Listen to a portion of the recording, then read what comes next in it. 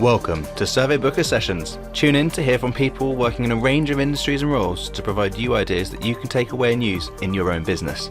I'm your host, Matt Nally, the founder and director of SurveyBooker, which is the leading CRM and survey management system for surveyors. On this week's episode, we're talking everything flooding, which is going to be a really interesting one for me, having been through the process. And on this week's episode, we've got Mary from FloodRe, and we've got Kelly, the head of communications and stakeholder relations at FloodRe. So thank you for both coming on. Do you want to start by giving yourselves a full, more interesting introduction than I've just given? Thanks. I'm really pleased to be here, Matt. So thank you for inviting Mary and I. As you said, I head up the comms function in FloodRe. I've been here for nearly 4 years now, which has gone really quickly. But my journey with flooding started when I worked for the Association of British Insurers back in the 2007 floods. And I spent a lot of time up and down the country with householders, insurers and loss adjusters at the time. And it's because of the huge disruption that was caused throughout the whole country in 2007 that FloodRe was then set up. And so FloodRe was set up to make the flood insurance part of a home insurance premium more affordable and available. So that's me. Awesome. And what about yourself, Mary? Well, I've been flooded on many occasions myself. In fact, 24 years ago right now, my house was in the same state as yours is now, Matt. It was all the plaster had been knocked off and the floors pulled up and the dryers and dehumidifiers were in there doing their job. But when I was flooded, there was no help, no support, no advice available at all. And one thing that I did realise and learned very quickly is that everybody's got stuff going on in their lives, and then flooding can often break them. And, and I know Kelly's heard these examples before, but they're fresh to you. Just in my near neighbourhood, I'd just been diagnosed with a severely autistic son of 3 years old. And to put that into context, he's now 27 and has the mental capacity of a small toddler. So that's what we were dealing with. And we just converted his playroom and we lost all his toys to the flood water. Next door was an agoraphobic and she had an open plan living room, kitchen, dining, living room. And she was flooded throughout with a very thick carpet of poo all the way through. And she was forced out of her house and had a nervous breakdown. And further along the road was an elderly lady that had just come back from her husband's funeral that day. And she'd had the sort of wake at home, had the photograph albums open, left them open on the coffee table, went to bed, and that night was flooded. So 3 different people in the same street. Now you can magnify that by the flood that Kelly was talking about when 55,000 people were flooded. And so since that time, I've done my best to really get as much advice, sort of dump it basically on my Flood Mary website, just so people, if they are flooded, can go onto it and find a recovery guide. If they're thinking about Build Back Better, there's guides on there on all the products that are available, and also a book that I've written, which was supported by FloodRe and the Environment Agency, travelling around the country to talk to people who have made adaptations to their home to make them flood recoverable. I think you make a really, really good point there, Mary. I think when it comes to flooding, it affects every part of your life. It's not just having the right insurance in place to be able to dry out your house and get back in. It's about everything that's disrupted, and it's probably one of the most traumatic experiences you can go through. I mean, we know that there's a real limit in rental properties at the moment. So if you have a whole village that's flooded and people have to move out of their homes, they're often moved an awful long way away from their schools, their works, their communities, their support systems, as well as having to deal with the normal things that life is throwing to the average person. So being prepared for a flood is one of the the top things if you're in a flood risk area? So one thing that I always say is that your home is your sanctuary. It's somewhere that after a long day at work, you can shut the door and you feel safe. And to have it violated, as you know, by filthy, stenching floodwater, it can break a person, really, not knowing. You don't get given a handbook. Well, hopefully, if you go to my website, we'll give you a handbook. But, you just don't know which way to turn.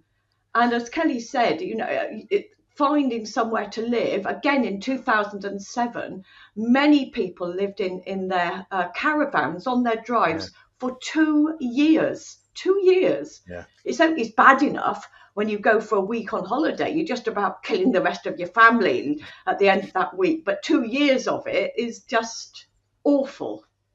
And the floods happened in July, where the weather's quite nice. Yeah. But actually, by the time it got to December and people were trying to cook a Christmas dinner and live with their whole families in a small caravan, it's just unthinkable, really. Yeah, the novelty's worn off completely by that point. I'd agree with what both of you have said. It's you start to see what people are going through because you start hearing the stories of what else they're dealing with. We had the same thing, people with health issues nearby, and they just found out, stuff like that. But you're right, the disruption actually moving can be quite hard, particularly if you've got pets. That's an interesting one. You've already got a shortage of rental properties. Suddenly everyone's going for them. And then also you've got to try and find somewhere that's also willing to take pets on top. And that adds another layer of interest. And there's so many different things going on at that point. You're trying to find somewhere to live. You've got insurance to deal with. Hopefully you had insurance. Loss assessors, loss adjusters, all these different people with different things they're trying to do. So a lot to deal with. I think across the episode, there's probably 3 key things we'll look at. One is what's the actual current status of flood risk, and what are the realities around flood risk versus just a risk map online.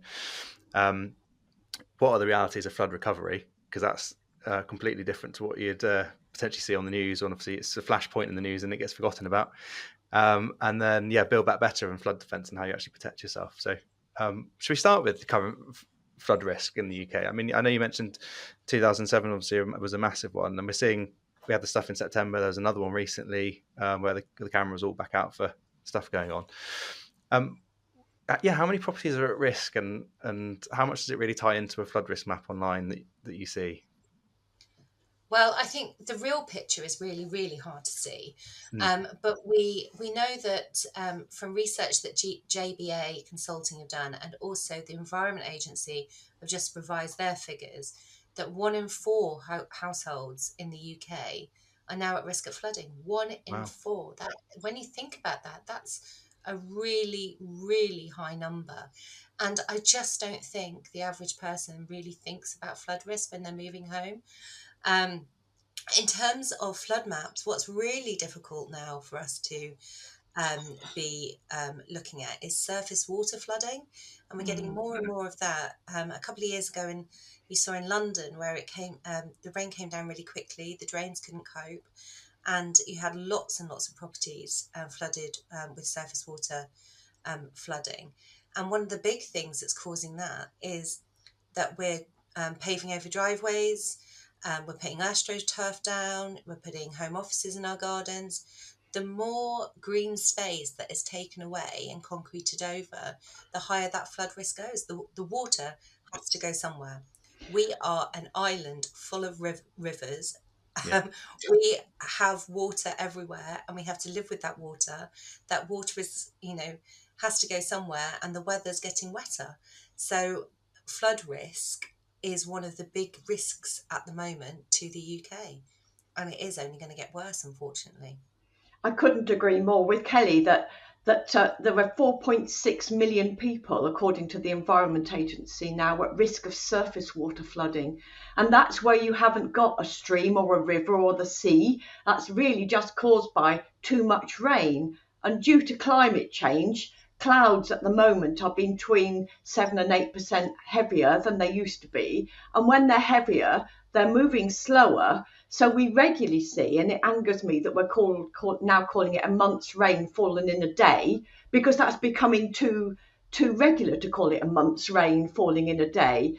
But let's go back to a month's rain falling in a matter of hours. So it hits all the sort of things that Kelly had described, the concrete, the tarmac, the paved over drives, and it hits the ground running. The drains soon become overwhelmed. They're sort of woefully inadequate to deal with that amount of rain now. They were built, most of them were built before we got so much development. So they hit the ground running, and so they're entering our homes. And people that are even people that live on hills can flood. I've been in many flooded properties in West Yorkshire, for instance, on steep hills that have been flooded, and that's really sort of overland runoff. And somebody told me that a skip was parked outside their house, and a skip parked, you know what I mean, dumped outside their house. You can imagine people driving skips, but outside their house. And so the overland runoff, due to the amount of rain, was going down the hill, hit the skip, took a quick right-hand turn through their front house, and they were sat eating supper through their front door and out of their back door before they even knew what was happening. And they were nowhere near a river. And that kind of thing happens very regularly. It happened to a near neighbour of mine. Again, a car was parked over the drain, and the rain took a sharp right through a hedge and into a house. And I suddenly got her rapping on my door saying, "Thank God I live near Flood Mary, come and help me." And that was what was happening to her. I think what's really, really important to mention here is, as well as everything that Mary and I have just talked about, we've got a real shortage of homes, and we know we need more homes built. The government has a very ambitious house building target of 1.5 million new homes. And if those homes are built, even if those homes are built with flood resilience in mind, which one of the things that we're really calling for the government to take into account, it's the knock-on effect. You build a new estate where that was soaking up water with green land, that then might, and we've seen it time and time again, push down to a village that is never flooded before. So the rain goes elsewhere. The water will find a way, and it has to go somewhere. So we've got a real challenge at the moment where we have a need for housing, we've ambitious house building targets, we've got climate change, and we've got a huge need for extra flood defences, as well as, and this is really, really important, maintaining the flood defences that we already have in existence. Yeah, and I can just add to that by saying that in 2010, we had something called the Floods and Water Management Act that came into law. But Schedule 3, which sort of basically insists that sustainable urban drainage is put into new developments, and basically they mimic nature to make sure that that new development doesn't make flood risk worse elsewhere, has not been enacted yet. So it's not happened yet. So we do get new developments where, if you can imagine, all the new houses with the runoff from the rain falling off their roofs, going straight into the drainage system, and they have to leave the development in two pipes, the rain and the foul. But quite often, a few 100 metres down the road, they go into the combined sewer. And that combined sewer is becoming overloaded, hence more flooding. Oh God, we're doomed, aren't we? Well, hopefully we'll come on to solutions later. I mean, it's funny you mentioned, well, not funny, but it ties in that you mentioned around surface water flooding being the highest risk, because that's the one my other half property was affected by. And it exactly the point you make around drives being concreted over. I think I read a stat online that said something like 1 in 7 or 1 in 9. I was looking at it going, there's way more than that near us that are turning from gardens into driveways. And exactly that, where does the water go? It goes for us onto the road.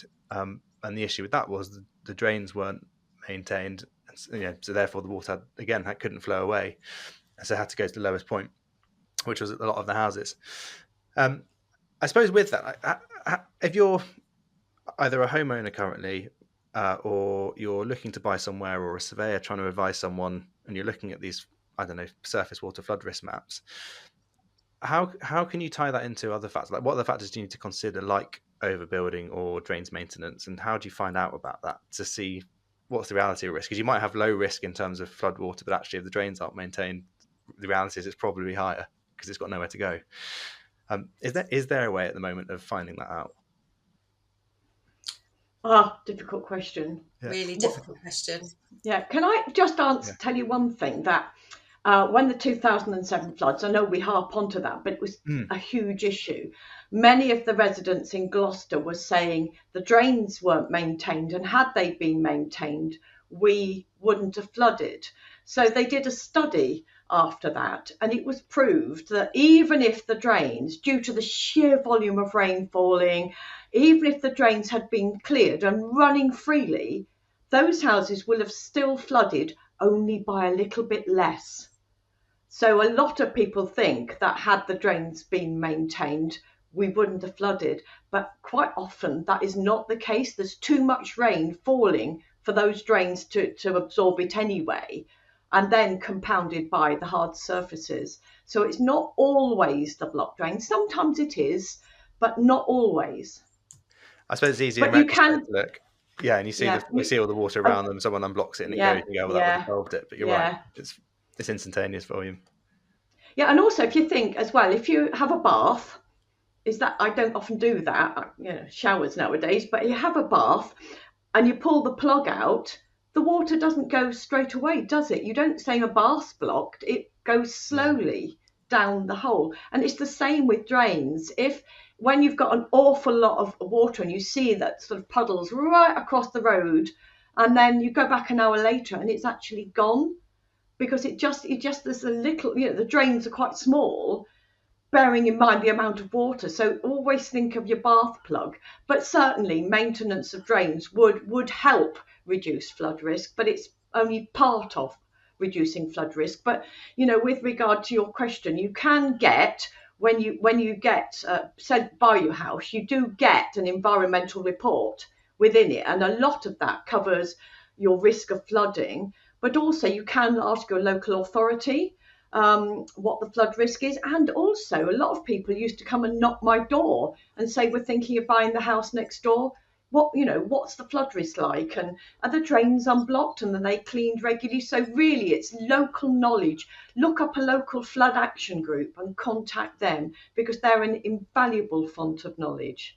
I would agree with everything that Mary says, but you can find out your traditional flood risk through the Environment Agency's website, and we definitely recommend that as well. And if you're at flood risk and buying the house, sign up for a flood warning. Yes, yeah, it's not a bad idea. Actually, on that note, it's an interesting one. My other half's house, she got a letter probably a year in advance of the floods. I can't remember whether it was linked to a well-known railway project or not, but because there's drilling going on underneath the house. And it said that you're no longer in a flood risk area. But then from an insurance perspective, they were going, no, nothing's changed on our side. And the flood risk maps hadn't changed either. So I suppose there's also, making sure you check various sources rather than just relying on one particular thing that comes through, to make sure you're weighing up all the different information. But it was an interesting letter that came out. Well, local flood risk knowledge is really a powerful tool. Always ask locally. Definitely. I think as a surveyor, then obviously that's one of the things you need to make sure when you're looking at properties, you are aware of local knowledge, not just sort of straying outside of your area of expertise when it comes to stuff like that. I suppose then in terms of, we've looked at, I suppose, some of the risk aspects around flooding. Should we talk about the realities of flooding and flood recovery? I know one of the things we talked about before we started this was you see the news reporters going, and they sort of say, these people are going to be out of their homes for several weeks. And I know from my own experience, it's definitely longer. I suppose that comes maybe a bit later on in terms of drying and build back. What are the stages when it comes to flood recovery? I can obviously touch on our experience as well, but obviously stage one is getting flooded, and that's the annoying part. What happens after that? I guess there's the experience we had was once the drains were cleared finally, in terms of the water had gone, we could then start pumping out to those drains. And luckily, what was really nice is all of the community came together. People were in each other's houses, sort of scooping water out into gardens and pumping, and that was a really nice experience. And next day, it obviously dies back down to normal. People can't really help you anymore, and you're sort of left to deal with the aftermath. So, what are the sort of key stages, do you think, in your sort of experience of the many years of looking at floods? Well, first of all, you've got to remember that each insurance company does things differently. And also, we have to say that if it's a surge event, and a surge event is lots and lots of properties, so the whole village is taken out, or in fact, 2007, the whole country felt like it was taken out by flooding. So things go at slower levels, and so there's no one answer to that. But generally speaking, it's you will inform your insurance company, and then you'll be contacted by a loss adjuster who, if you're lucky, will stay your loss adjuster for the entire duration. If there's a big surge, you may find that loss adjusters are brought in from other areas, and then they will instruct a stabilising company to come and assess the damage, and they will pump out the water. They will take an inventory of absolutely everything that you've got. And also, I always advise people to take photographs and the contents of your fridge and your freezer and everything, so you've got that evidence. And they will then deliver the dehumidifiers. They will clean it. They will sanitize it, and they will be the ones that keep monitoring whether it's dry or not. Then after that, once it's dry, and also I have to say a caveat, some companies say the property's not dry, it's not dry, but actually originally it was never dry because it's an old property. So there's a bit of arguing to do there, that actually this property was never properly dry. And then you'll get the builders and the plumbers, and depending on the level of damage and etc. So it's the drying process, as you know, Matt, is a really, really slow one. Again, you will find, and this causes sort of angst amongst communities, you will find a newer house will dry quicker, and that people will say, well, they're back, why are we not? But it really is. Every house is bespoke to itself. And also when you add to that the different processes of insurance companies, so people do dry at slower processes, so you've got to be aware of that. So you might find, and often is the case, that people are back to normal and you wonder why you're not, and we have to define normal as well, because it's never normal, but far quicker than you. So everybody is different. And then again, it's very difficult to get builders, plumbers, electricians, generally speaking, let alone after floods. And also people can choose to do things in a different way. For instance, you can be paid a lump sum of the assessed damage, and then you can employ your local builder and your local and trusted electrician, etc. But if anything goes wrong, the onus is on you. If you stick with your insurance company's preferred provider, then if things go wrong, you can look to your insurance company and say, oi, fix it, this isn't right. So there are two sort of avenues you can take there as well. So I've given a very general overview of what happens, but each house is different.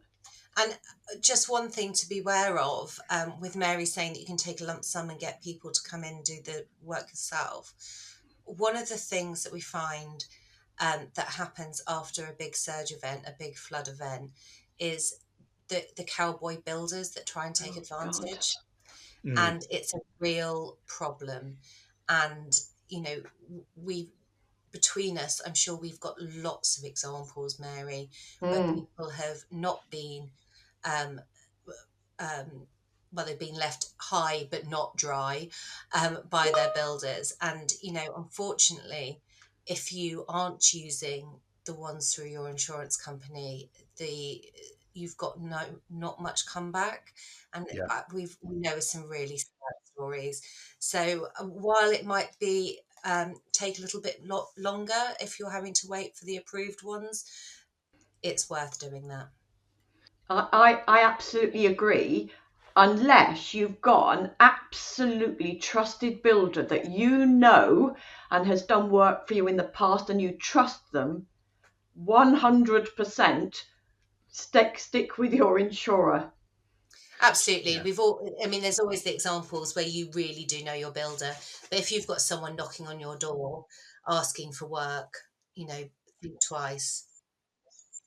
Yeah, we've seen that with just things like debates around, does the kitchen need to come out to dry out properly, and if it does, will the kitchen be covered to be refitted, or is it you're going to have to try and, instead of a new kitchen, or you going to try and dodgily refit one that's there and it's not going to go back quite right, and how do you debate that with, particularly if you're using your own builders versus someone else?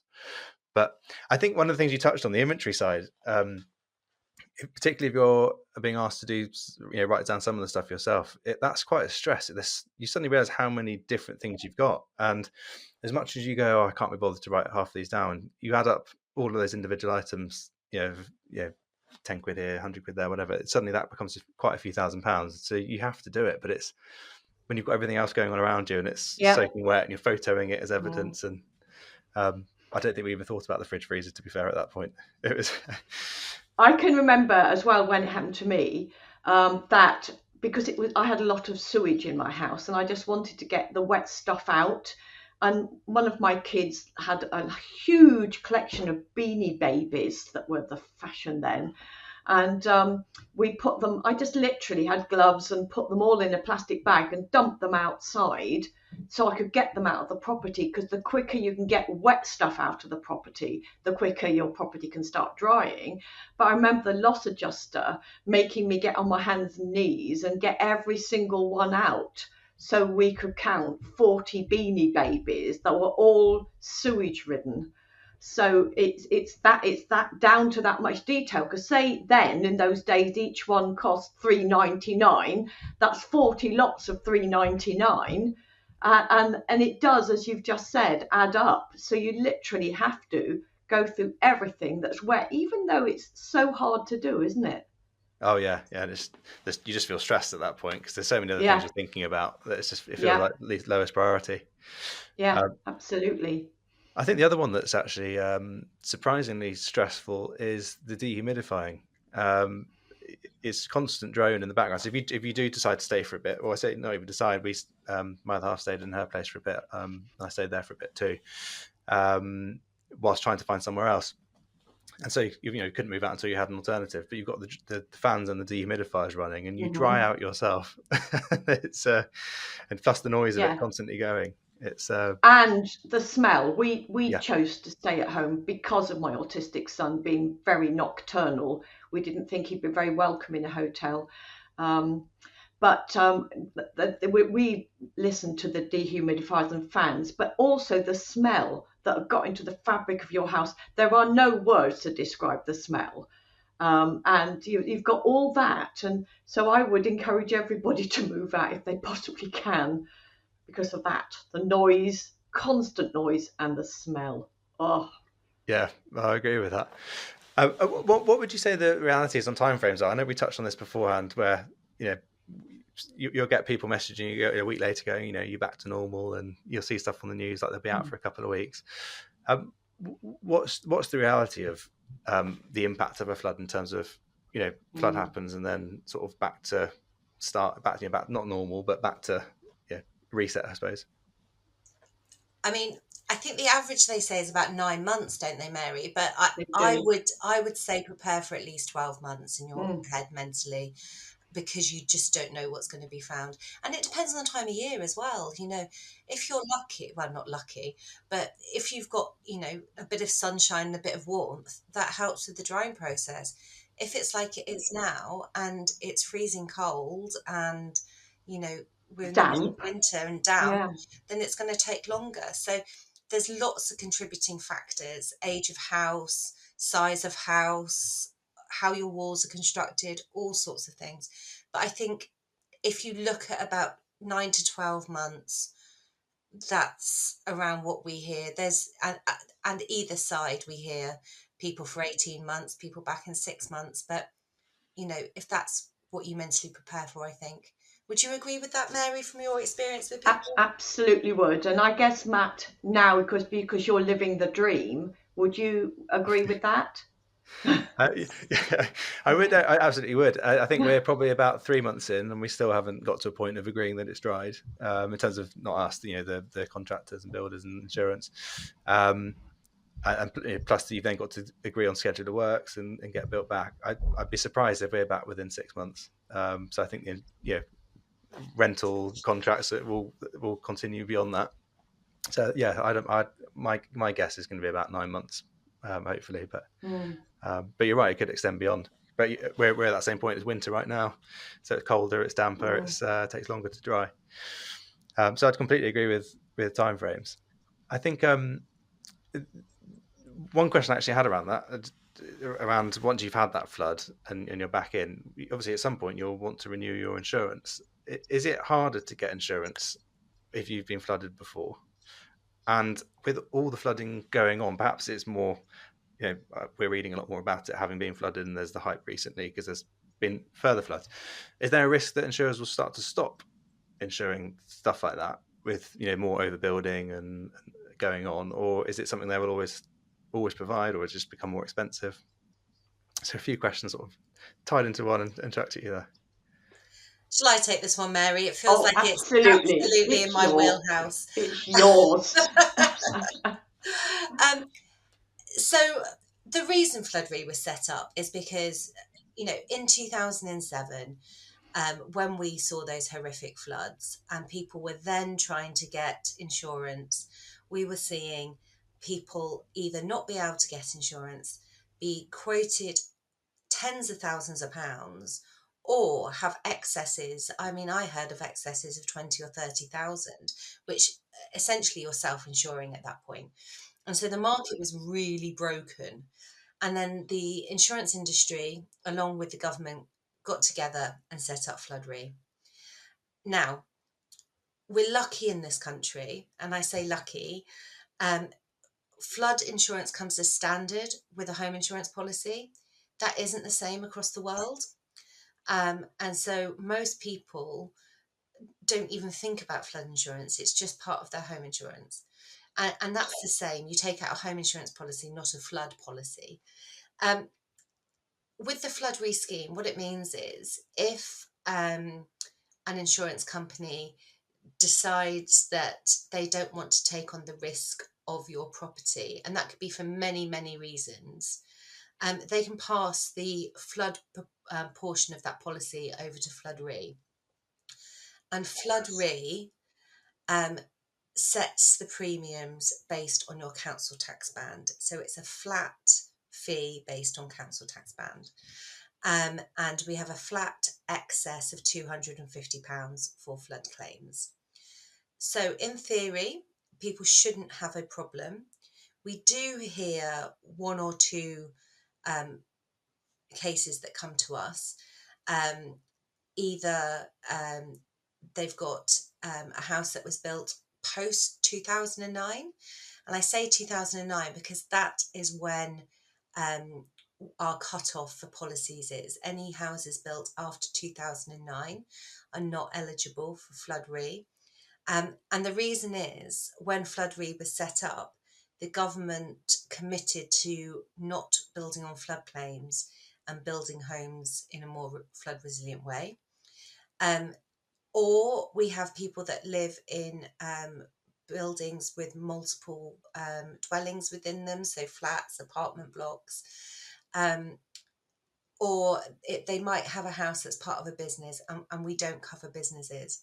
So for that, we worked with the British Insurers Brokers Association and the Association of British Insurers. And I think it was about 18 months ago now, we launched a flood insurance directory where you can find a specialist broker that can help you out.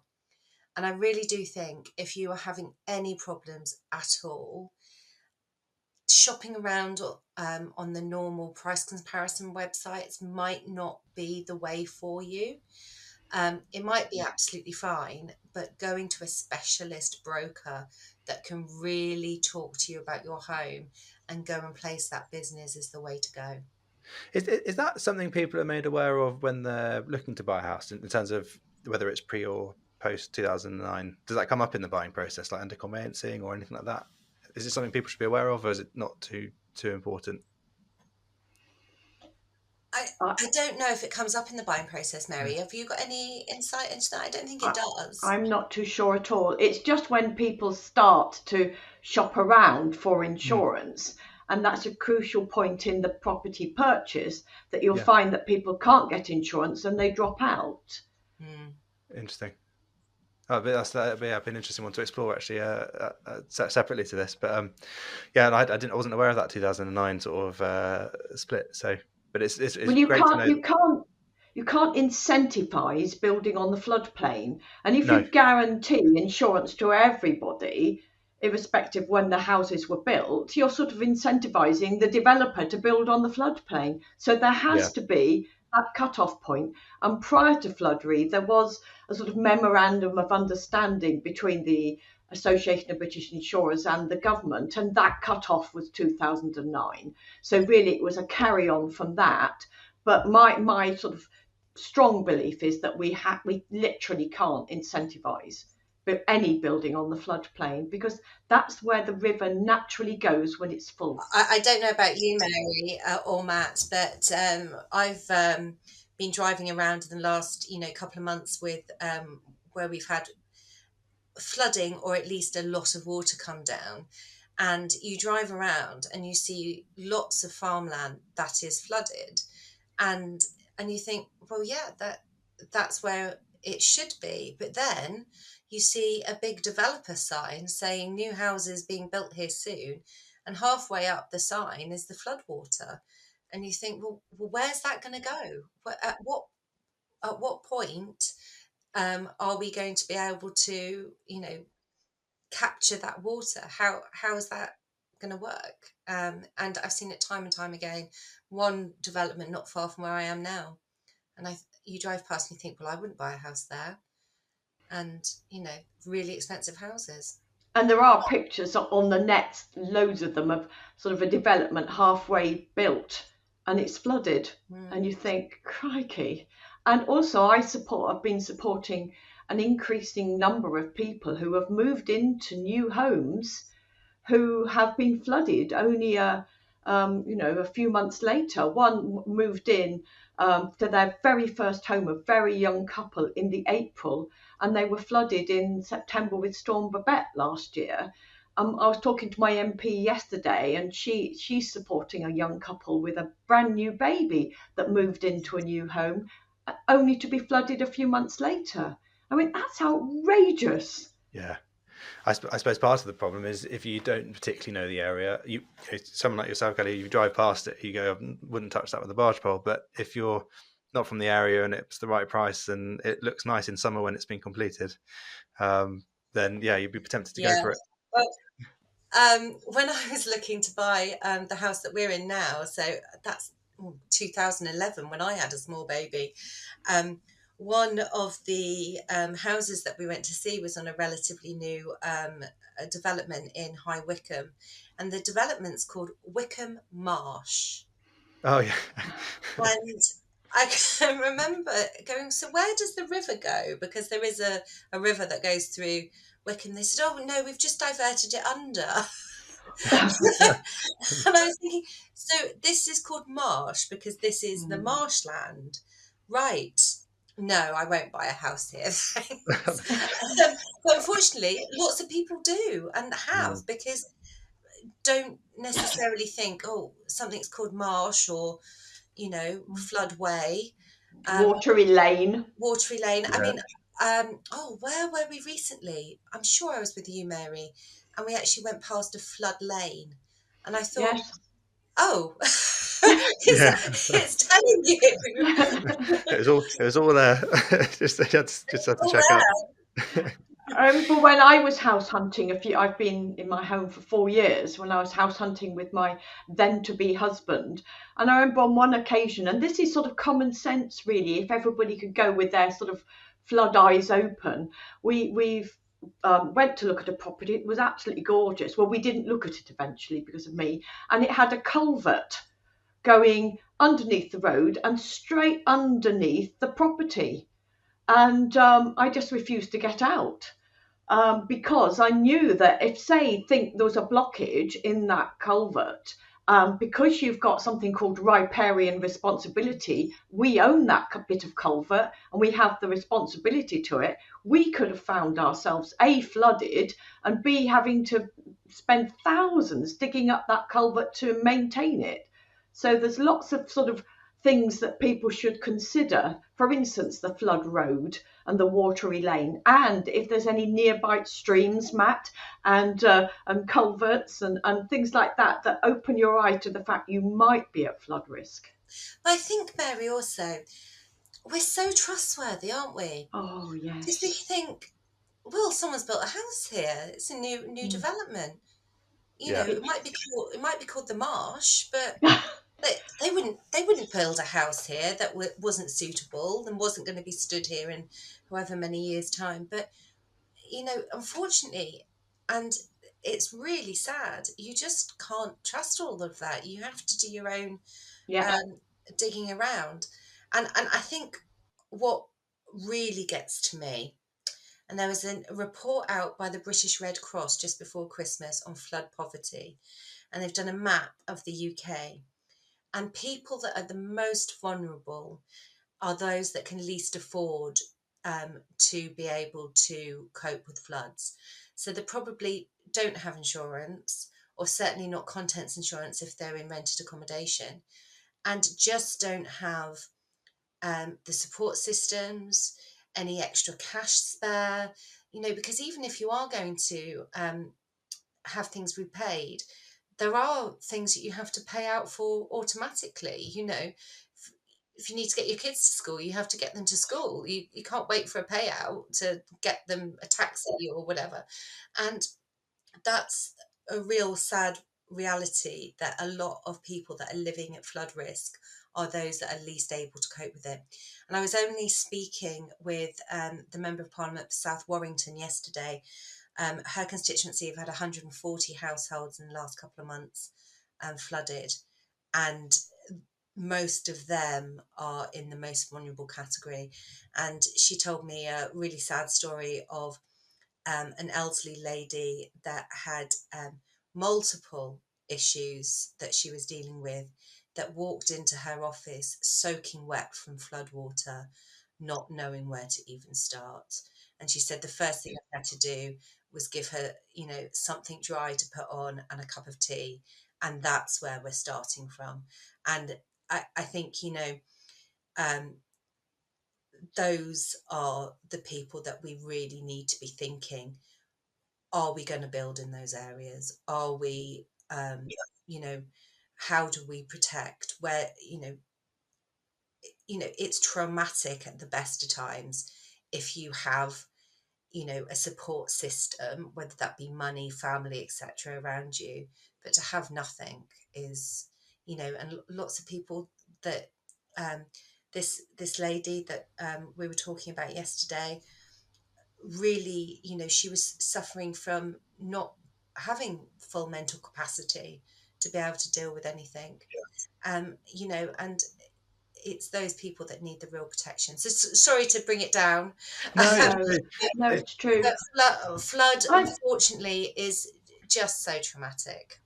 And it's also indiscriminate. It doesn't care who it floods. It can flood the wealthy and the poor. There's no sort of cut off. Everybody gets flooded, and that's why one of the things I did recently was do a YouTube video on how to prepare for a flood, because people don't know how to prepare for a flood, and I used things that just literally lying about the house that might not cost any money, just to try and reduce the impact. Things like, you know, a couple of Wellington boots on table legs and a bucket and a plastic bin, just to sort of protect the table legs, and then you can chuck things on top. Just simple things around the house that can make a big difference to the actual damage. So we have to focus on absolutely everybody and be inclusive, as Kelly's just said. I mean, that video, Mary, is absolutely fantastic. And I was promoting it yesterday to many MPs. So I'm sure you're going to get lots of people clicking on it. But like Mary said, there are things that we can do to protect ourselves if we know. Yeah, and definitely.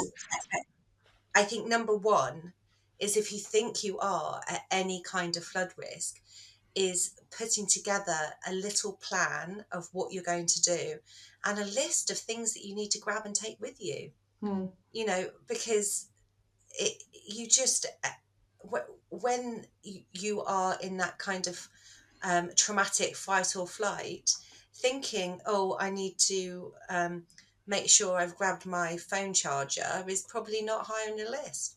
I mean, it would be for my children. That would be the first thing on their list. I forget that when I'm not under pressure. So. Exactly. Yeah, I've now reframed, because the Environment Agency and everybody are very hot on flood plans. I've now reframed it as a to-do list, because everybody has to-do lists. Yeah. So I now say, when I'm doing a media interview, have a to-do list so you know exactly what you're going to do. Because let's say that we have hopefully signed up for a flood warning, and actually the uptake of Environment Agency free flood warnings incredibly woefully low, but you've got your flood warning and your mind turns to spaghetti. You think, oh my God, having lived through it. But if you've got that to-do list, you think, oh, move my car, because you don't want a flooded house and a flooded car. It can bring you to your knees. Literally have a list that's bespoke to your family, your household, your sons, their chargers. You know, me being older, it being my prescription. Remember, I paid the prescription, you know, that I can get me meds and stuff like that. You know, things that are really important to everybody. I definitely agree with that. I just to touch on your point, Kelly. I think around there's a surprising amount that you do have to pay out for yourself and then claim back that you just don't think about. I can't think of an example right now because it's been a little while, but yeah, unless you've got that cash up front, you're kind of stuck and you're under that financial pressure then as well. So it's a tough one. Yeah. Well, I thought I was really, really prepared before Christmas. I took my children away up to Scotland for a couple of days, came back on the 23rd of December. I thought I prepared lovely. I lost the whole contents of my fridge and freezer. So I had nothing left. And I think we arrived back about 8 o'clock on the 23rd. So 24th of December, I'm with the world and their wife, replacing everything that's in my fridge and freezer. And those are the kind of things you lose with the flood. And, you know, you might have all your meals prepared. You might have done your monthly shop and, you know, not necessarily have the money to be able to go out and restock straight away. But yeah. So Definitely. I take it you had a power cut then while you were away? I did. It was a power cut, not a flood. Oh, good. But yeah, just the worst time. Oh. The shops are already getting empty at that point, aren't they? I was like, it's fine. I'm all good. I'd even made my red cabbage, Mary. That was all. Oh, so impressed. Do like a good red cabbage. I suppose on the sort of route we've been taking there, should we touch on flood defence and build back better? And yeah, sort of like, I suppose once you are building back, or there's the build back better scheme, which we can explain what that is, and then if you haven't gone through it and you're worried about the flood risk, the types of things you can put in place to, along with to-do lists, things that you can do to sort of help prevent an issue arising. Should we start with what the build back better scheme is? Was that a good starting point? Yeah, spot? I was going to say. Yeah, absolutely. So build back better. It's a real change in how insurers are dealing with putting people back into their homes after flood. So FloodRe got permission from government, gosh, it must be coming up to 3 years ago now, to be able to offer Build Back Better. And what that means is an insurance company that is signed up to the Build Back Better scheme is able to offer a household up to £10,000 to put their house back, not just into the state it was before, but to improve its flood resilience. So putting property flood resilience measures into a home. And so that could be things such as non-return valves, smart self-closing air bricks, flood doors, barriers, water butts in your garden to collect runoff, kitchens that are not made of MDF but are able to be cleaned down, waterproof plasters, different floorings, all sorts of things. And it's really bespoke to the individual house and what that house needs. So the principle of insurance is to go back to the position you were before. You shouldn't benefit, as it were, from an insurance claim. But what Build Back Better does is make sure that you are able to be in a better position if floodwaters come again. Now, we're not saying that Build Back Better will keep necessarily all the water out, but it might mean you're able to recover quicker, your house dries out quicker, you're able to, get back in a much more timely manner. One of the people that has Built Back Better that we've spoken to, they were out of their house for about 12 months with I think it was a £24,000 bill of flood repairs that the insurance company picked up. The next time they were back in their house watching TV, I think within 48 hours of the flood. So the floodwaters still did get in a little bit, but the trauma that's caused and the upset and the disruption was totally minimized. And that is what we should be doing when we're flooded, but also how we should be building houses to cope with flooding, so that water will go places. We can't stop the water from getting everywhere, but what we can do is be more prepared. I mean, you only have to look at the Netherlands, probably one of the most floody, wettest countries. But you don't hear about them having floods all in their houses because they've built accordingly and appropriately for their climate. Yeah, and I have to say that one thing I want to ask you, Kelly, if somebody's flooded this year and benefits, like Matt, from the £10,000, and he floods again next year, can he get the £10,000 again? Absolutely. And if there's any DEFRA EA grant schemes, they can also benefit from that. So if you are flooded the next time, you can then do even more to improve your house. And how it works, Matt, so say you needed a new door and the door that you needed was £1,500, for example, but a flood door was £3,000, the Build Back Better cost would only be 1,500 out of your 10,000. So it's the additional cost on top. It wouldn't be the cost of the whole £3,000 door. No, and also, for instance, if you've got a kitchen, need to replace your kitchen, you will get an estimate to replace it exactly as it is, but then an estimate for a flood recoverable kitchen, of which I suffer from kitchen envy at some of the flood recoverable kitchens that are on the market now.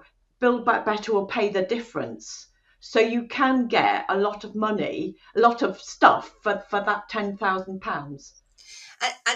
And we know that there's a lot more companies now that are affordable, that are making kitchens and other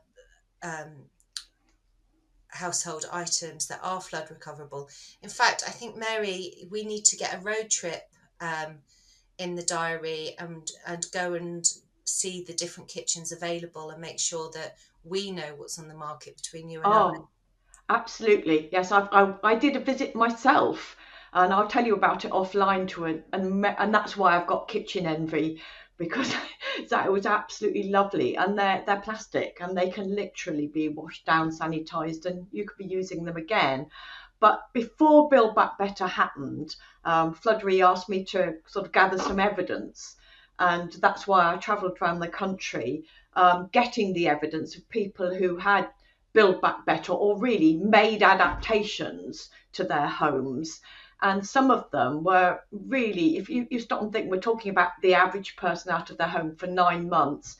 Well, some of them were out of their home on Monday, Tuesday and Wednesday and watching the telly again on Thursday, just because for me, I'm more focused on recoverability. So really, if the floodwater does get in, that your home can recover very quickly. And many of the people I talk to, can be quite deep with water that's in their home because of their proximity to, one of them is called Brook Cottage, another name, and she's got the River Severn behind her and the brook running along the side of her. But because of the amazing moves she's taken, she can literally be 3 foot deep in water and then watching the telly the next day because of the recoverable aspects of her home. So the waterproof plaster, the solid floors. We obviously, one of my favourite bits of kit are pumps, submersible pumps that I was talking to you earlier about offline, Matt, and also puddle pumps, so we can keep the level of the water down. And the electrics up the wall, and this flood resilient kitchens, lighting fires, and coupled with your flood plan, so you know what to do when you get your flood warning, that all those combined can reduce the amount of time you're out of your home. Absolutely. I think one of the things we need to probably do a shout out to now as well is things have changed, and pretty rapidly. When I started at FloodRe, okay, it was 4 years ago, but about 12 months ago, I was looking online to see how available flood protection products were for the average person. And there was very, very little available. Roll on now. Wix, for example, has a whole flood protection page of their website, and we're advertising the products on a well-known radio station recently over the winter period. Mary, that's a massive change, isn't it? Absolutely massive, yes. And and self-closing air bricks. Oh, Self-closing air bricks are available, and just an air brick cover, a basic air brick cover, is sort of 24 quid. And I mean, when you would think, I can sort of always like to put things into the amount of water. Big builders' rubble bags, we know how big those are, full to the top of water. 5 of those every hour can go into a home via the air bricks.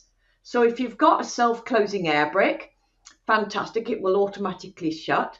Don't forget you have to maintain them because detritus will get in there after a flood, and so will spiders' webs and things. So they need maintenance, a bit like our cars or our boilers, but they will automatically shut. But for 24 quid you can get an air brick cover that will do the same. But you have to remember that the Environment Agency flood warnings tend to come at 3:30 in the morning when it's blowing a hoolie, and you're out there with a head torch on, so and you're having to fit in the pouring rain the air brick. So obviously Kelly and I much prefer the self-closing ones, and so would you if you were fitting self-close air brick covers at 3 o'clock in the morning in those circumstances. So in fact, Matt, we advise you get some. Yeah, no, that's going to be on my list. I think the air bricks, definitely. Well, one of my final questions around actually that flood defence part was, well, two things. One, is there a reason it's a 10,000 limit, and not limit but amount? My question there is that if you were looking to do your own flood defence work to a property, is that kind of the average you might want to consider spending? Is that sort of why it's been set as like an appropriate amount in that case? Well, we had to start somewhere when we were starting off with Build Back Better. We've actually put in proposals to DEFRA to be able to up it to £15,000. Okay. So hopefully at some point we'll hear from them. But you can add to it as well. If you have, if you're getting Build Back Better done, there's nothing to say that the individual householder can't put more to it. No. And it's kind of how long is a piece of string, isn't it, Mary, with what you can do. I mean, we've seen some fantastic products where people have membranes put on the whole of their walls to take flood water down the walls and underneath and divert it out. Most people wouldn't do that. You would do that if you're, one riverside cottage river way, maybe, and you're flooding all the time. But just by a few £1,000s worth of work, you can really make your home more flood recoverable. For instance, again, we were talking offline how a lot of water comes through the walls. People often say, oh, my flood protection products failed. But when having watched, I had all the plaster knocked off in my home and the dehumidifiers were going, and I flooded again. And I was able to watch how the water came through into my home. And I was astounded to see, it was like somebody had turned on 30 taps in just one of the rooms that I was in, and it was pouring through the walls. So we actually ended up tanking the walls. But you can, and also another very weak place is where the walls join the floor. And so if you put a fillet of slurry, waterproof slurry there, that can reduce the amount of water that gets in, and that doesn't have to cost a fortune, and it works very well. And things like waterproof and breathable mortar, and you can get a waterproof sort of cream solution that you can paint over the walls that allows the wall to breathe but slows down the ingress of water. And if you couple the waterproof mortar with that, with the cream, it really hugely reduces the amount of water that can get into a house. Now, that in the cosmic scheme of things isn't a terribly expensive thing to do. It's time consuming, but a good DIYer could do something like that. Interesting. It sounds like there's a lot of solutions out there, and obviously there's no point asking what's the sort of most appropriate generally, because it's completely case specific, isn't it, on the house and the environment. But if anyone was looking to find out more information on what might be the right thing to do in terms of, I know you guys have both got guides. Great if you could sort of point us to them in a second. And then are there other sources like specific types of advisors that can come around, like surveyor types, that can advise on specific properties what to do? Well, yes, Syria has a code of practice which people have to adhere to. So let's go back to the cowboys.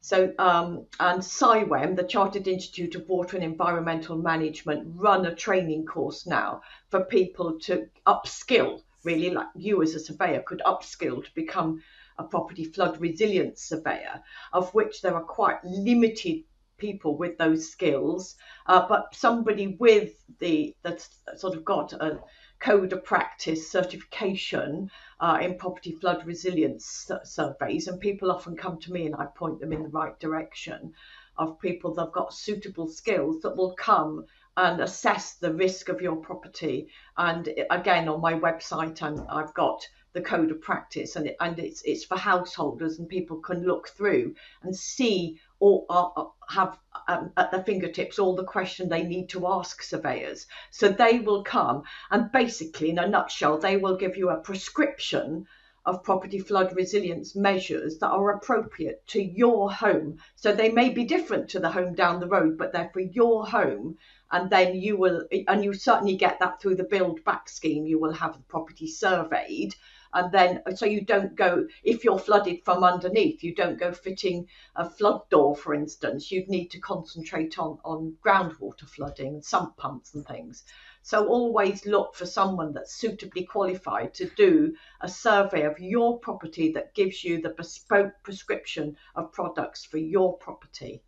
Yeah, otherwise the flood door ends up keeping the water in rather than keeping it. Yeah, I've heard of that happening. Oh, yes. Really?